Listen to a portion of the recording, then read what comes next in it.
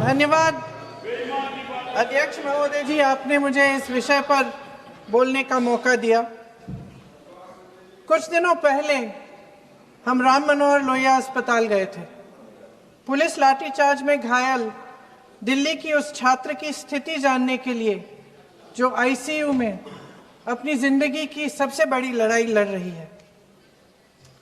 हमसे कुछ ही समय पहले आदरणीय स्वास्थ्य मंत्री जी श्री जेपी नड्डा वहां गए थे और उनसे कुछ समय पहले अन्य नेता भी गए।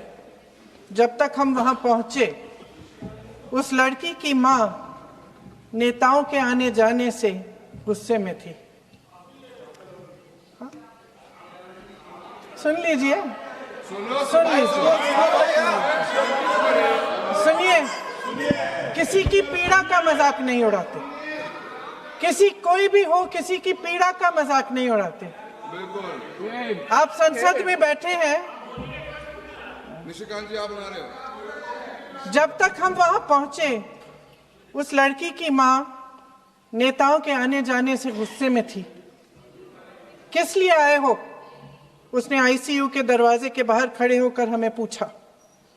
हमारे सामने कांपते हुए हाथ जोड़े कहने लगी कि धन्यवाद आप आए हैं, ठीक है, मगर मुझे किसी से नहीं मिलना, मुझे किसी से बात नहीं करनी। महोदय, उस मां की पीड़ा से उसका पूरा शरीर कांप रहा था, लेकिन उसने दृढ़ आवाज में कहा, सुबह से बड़े बड़े लोग यहां आ रहे हैं, एक के बाद एक वीडियो बना रहे हैं। वह भी आए जिन्होंने मेरी बेटी का ये हाल किया है। किस लिए? उसने हमसे पूछा। किस लिए?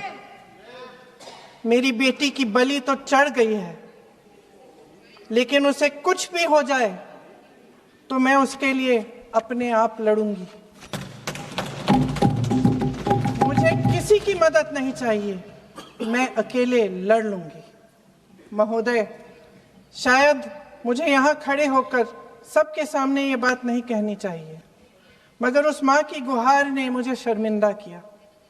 उसके दिल के टूटने की वो आवाज जो अस्पताल की दीवारों से में गूंज रही थी, मेरे मन में अभी भी गूंज रही है। इसलिए उस माँ की इजाजत लिए बिना मैं आपके द्वारा आदरणीय प्रधानमंत्री महोदय जी और आदरणीय गृह मंत्री महोदय जी से पूछना चाहती हूँ कि क्या जरूरत थी एक मासूम बच्ची पर इस तरह दमन करने की? क्या जरूरत थी उन छात्रों पर आंसू गैस चलवाने की, उन पर लाठियां बरसाने की, उन पर वाटर कैनन्स चलवाने की? क्या जरूरत थी उन नौजवान लड़कियों को जलील करते हुए उनके कपड़े फाड़ने की, उनको बेरहमी से गंदी तरह पिटवाने की? देश के युवाओं पर पैलेट गन्स और AK-47 चलवाने की क्या आवश्यकता थी? क्या वे आतंकवादी थे? क्या आतंकवादी हैं? टेररिस्ट हैं? हाँ, कांग्रेस बोल रही है। हाँ, कांग्रेस बोल रही है। जवाब दीजिए, जवाब दीजिए। कांग्रेस बोल रही है, जवाब मांग रही है, जवाब दीजिए।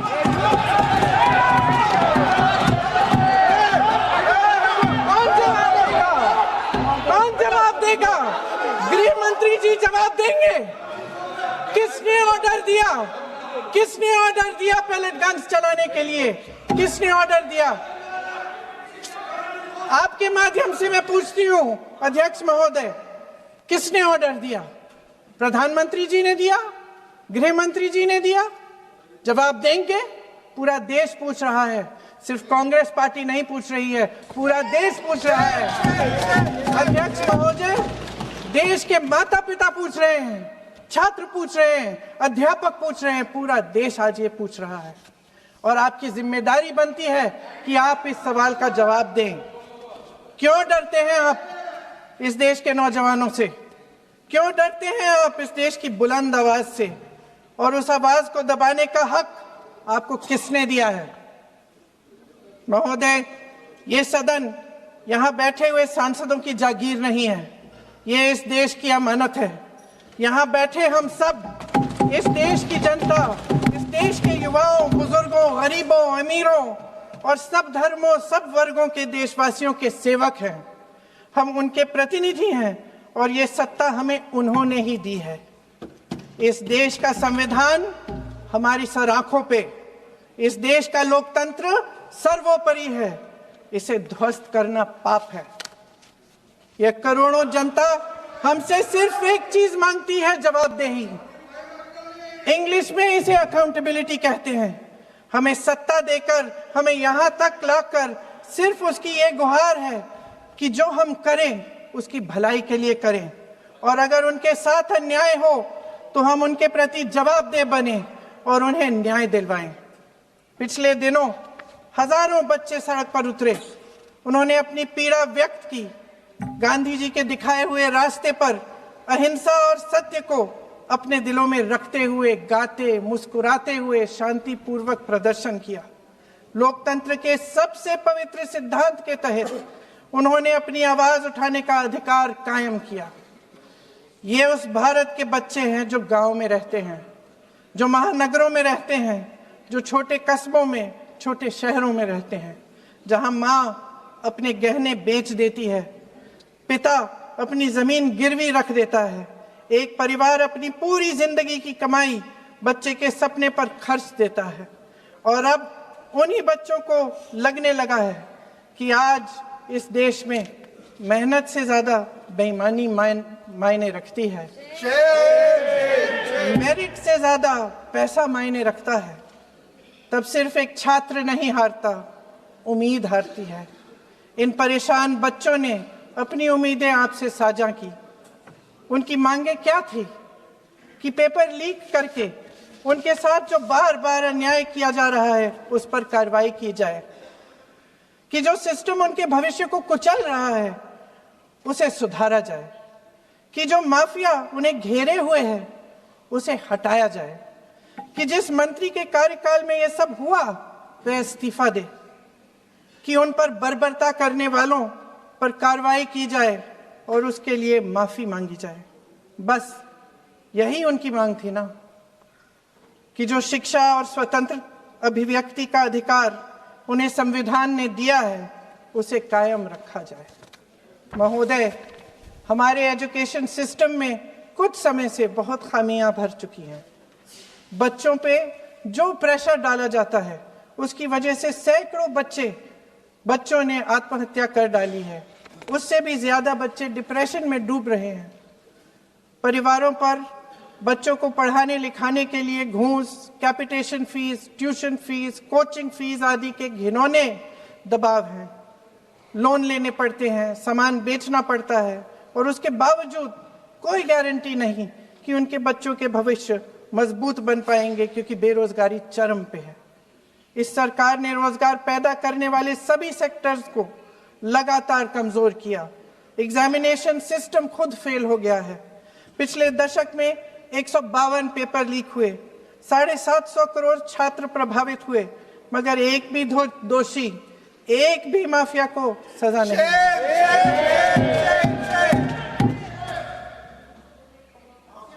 हमारे एजुकेशन में आरएसएस के प्रचारकों को भर भर कर उसे खोखला बना दिया है। जबरदस्ती एनटीए बनवाकर सिस्टम का केंद्रीकरण करके उसे और भी उलझा दिया।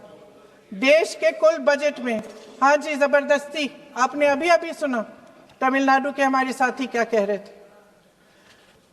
देश के कुल बजट में एजुकेशन बजट की हिस्सेदारी हर साल बढ़ाने की बजाय घटती जा रही है। 1.4 लाख करोड़ रुपया का पूरा बजट एजुकेशन बजट है और 1.32 लाख करोड़ सिर्फ नीट देने वाले 22 लाख बच्चों के परिवारों से हर साल खींचा जाता है। एक और शर्मनाक आंकड़ा भी है। 1.4 लाख करोड़ रुपया हमारा पूरा एजुकेशन बजट और 16 लाख करोड़ रुपए जो मौजूदा सरकार ने बड़े उद्योगपतियों के लोन माफ किए हैं। सोचिए कि इस सरकार की प्राथमिकताएं क्या है।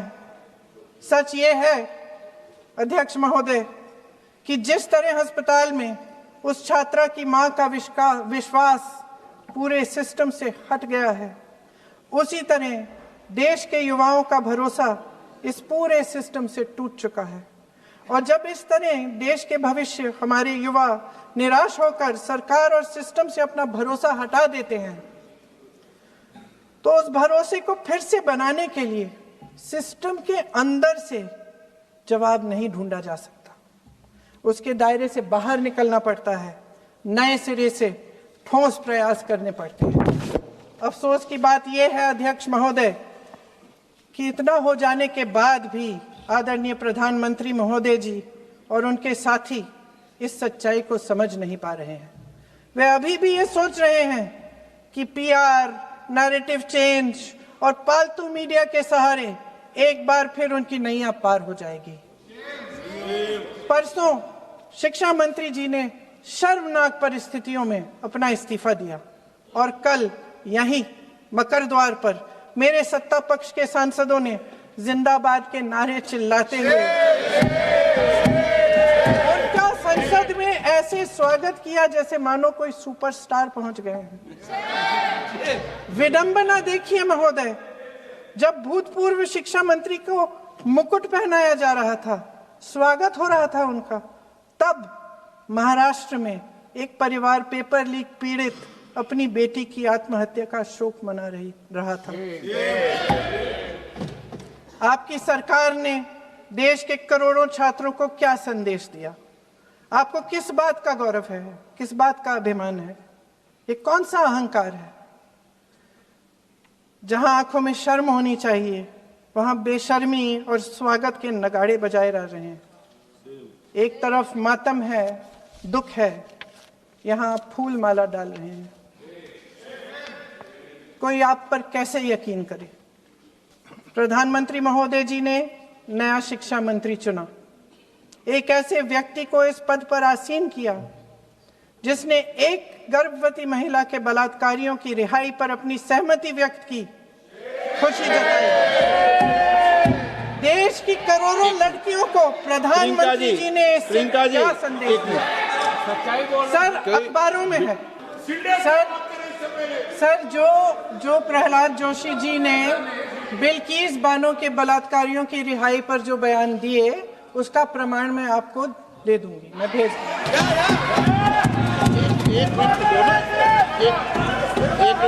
मैं ऑथेंटिकेट कर लूँ।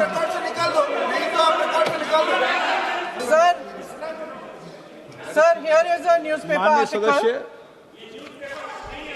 सर, अरे आपने पूरा बुक ले गया है, आपने बुक ले गया सकता है। Sir, written by a respected journalist, I will authenticate using this, sir. आप माननीय सदस्य प्लीज इसको छोड़ दें। सर, अगर जोशी जी अपने बयान का इस विधेयक पर ही चर्चा होगी। आप इस बयान का खंडन कर रहे हैं क्या? माननीय सदस्य, मैं आपसे फिर आग्रह कर रहा हूं, इस सदन में इस विधेयक पर ही चर्चा होगी, फिर भी नो, ये विधेयक का विषय नहीं है। आप नो, आप बोलो तो विधेयक पर बोलो, ये मेरी अपेक्षा आपसे। प्लीज छोड़िए, इस विषय को छोड़िए।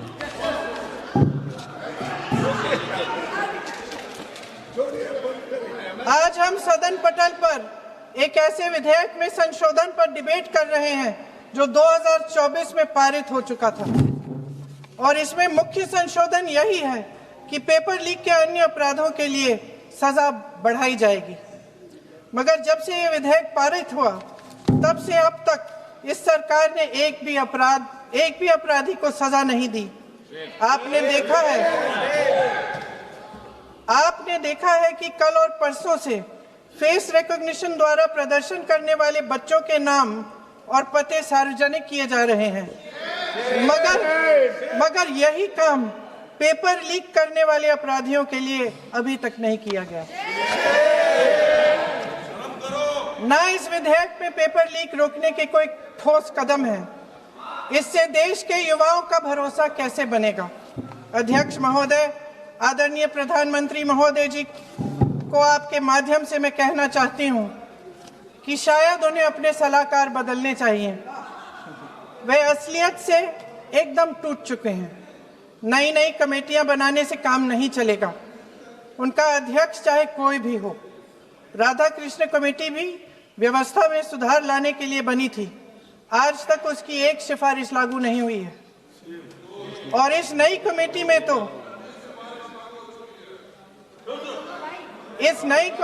तो एक एक्स आईबी चीफ,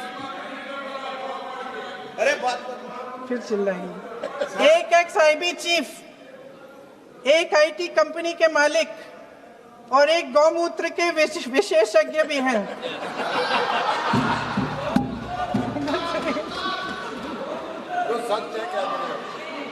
इन्हें शिक्षा के बारे में क्या पता जी? सर सच है। आप आज मेरे से नाराज हो रहे हैं। पर मुस्कुरा लीजिए। वो आपने भी चुनाव लड़ा।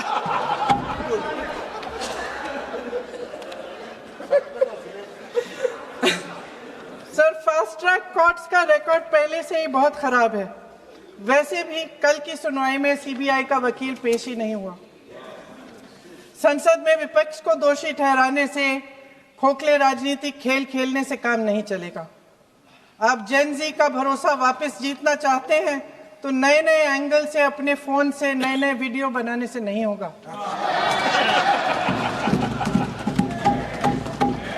प्रधानमंत्री जी को कैमरे का एंगल नहीं, दिल का एंगल बदलना पड़ेगा।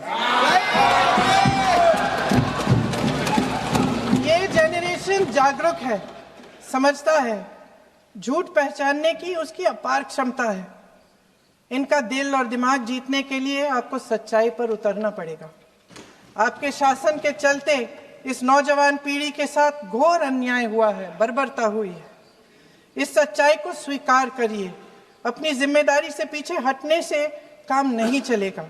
आदरणीय प्रधानमंत्री महोदय जी, आपको जिम्मेदारी लेनी पड़ेगी, ठोस कदम उठाने पड़ेंगे। शिक्षा विशेषज्ञों को इकट्ठा कीजिए, छात्रों, अध्यापकों, सभी स्टेक होल्डर्स को साथ लेकर, अन्य विचारधाराओं के थॉट लीडर्स के साथ गहरी चर्चाएं करवाकर एक नई शिक्षा प्रणाली तैयार कीजिए। मौजूदा नेशनल एजुकेशन पॉलिसी में 8 महीने तो एग्जाम चलते हैं, अध्यापकों को पढ़ाने का समय नहीं मिलता। सिर्फ आरएसएस के लोगों से भरने की बजाय सिस्टम को शिक्षित, एजुकेटेड, उन्नत और उदार दृष्टिकोण के लोगों से भी भरिए, जिनकी योग्यता सिर्फ उनकी विचारधारा न हो। रोजगार पैदा करने के सख्त कदम उठाइए, इस पर फोकस करिए। मेडिकल कॉलेजेस की संख्या बढ़ाइए, चिकित्सा शिक्षा का विस्तार कीजिए, ताकि ये बच्चे जो मेहनत कर कर के भी अपने भविष्य नहीं बना पा रहे हैं, एक उज्जवल भविष्य का सपना देख पाए। अध्यक्ष महोदय, छात्रों को सड़क से हटाया जा सकता है, लेकिन उनके सवालों को नहीं। हर लाठी जो किसी लड़की पर, किसी लड़के पर चली है, वे बच्चों की पीठ से ज्यादा सरकार की साख पर पड़ी है। देश के नौजवान न्याय मांग रहे हैं, भीख नहीं। वे यहां सरकार गिराने नहीं, अपना भरोसा बचाने के लिए आए थे। अध्यक्ष महोदय, आपके माध्यम से मैं सरकार को कहना चाहती हूं, अपनी साख बचाइए, अपनी नीयत ठीक करिए, अपनी अकड़ का इलाज कीजिए, अपने वादों पर अमल कीजिए। आपके शासन में हमने बड़ी बड़ी चोरियां देखी हैं। चुनाव में वोटों की चोरी, राम मंदिर में चंदा की चोरी, आपके उद्योगपति मित्रों द्वारा देश की संपत्ति की चोरी, किसानों की जमीन की चोरी, लेकिन सबसे बड़ी चोरी, हाँ ठीक है, सबसे बड़ी चोरी तब हुई। कहिए, बोलिए।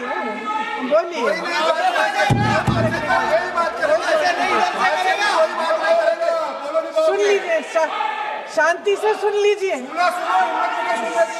शांति से सुन लीजिए। आपको मौका मिलेगा, आप जितनी भी चोरियों की बात करना चाहते हैं आप कर लीजिए। अभी मेरा समय है। सबसे बड़ी चोरी तब हुई जब देश के नौजवानों के भविष्य, उनके सपने चुराए गए। भविष्य की चोरी, सपने की चोरी किसी भी चोरी से कहीं बड़ी होती है महोदय। अगर देश का युवा निराश हो जाए, अगर देश का युवा निराश हो गया, उसकी उम्मीद टूट गई, तो सबसे बड़ी हार भारत की हार होगी। और हम कांग्रेस और विपक्ष के लोग जान दे देंगे, मगर भारत की हार नहीं होने देंगे। जय हिंद। सर अब तो मुस्कुरा लीजिए, भाषण खत्म।